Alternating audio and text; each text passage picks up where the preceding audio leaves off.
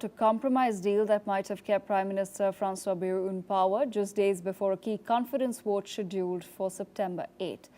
The National Rally Party has confirmed it will not back the government's proposed budget reforms, effectively aligning with left-wing parties in opposition.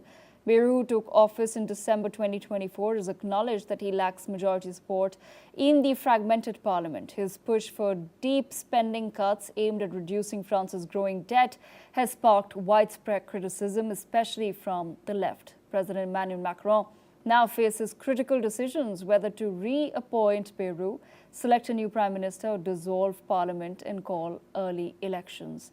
The political tension is expected to escalate further, with a major anti-austerity protest planned for September 10, just 2 days after the vote. Mr. Mark Sutherland, geopolitical analyst, with us on the broadcast. Mr. Sutherland, I have to understand from you, given the deep-seated political fragmentation and this looming confidence vote, what, in your perspective, are the likely scenarios for France's political future?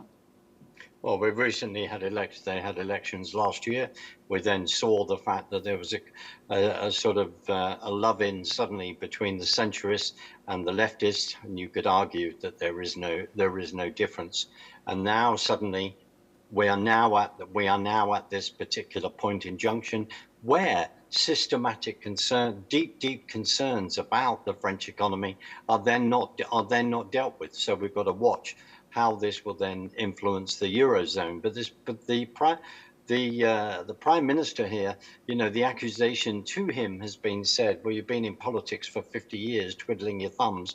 What have you been actually doing?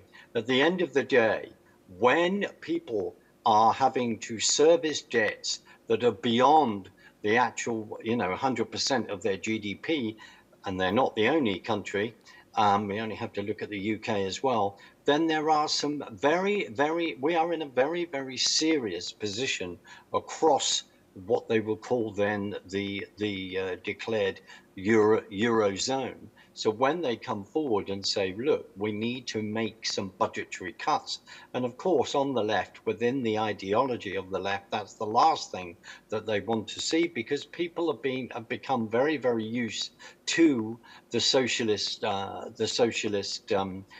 view, and that there will all be these benefits, and then there will be cheap healthcare, etc. It's all then laid out there because that's what the ideology dictates. When you come in with wanting to bring in fiscal control, that is when the clash of ideology happens, as you've alluded to, has then begun. So we could be seeing elections. But also it has to be said that this has been a long time coming for a number of years. And it comes down to how the political system in France and in Europe actually then functions. I find it, I have to say, when in the press, when they're going far right, and I'm turning around saying, what do you actually mean by that? Do you mean people that are patriots within their country, say French patriots?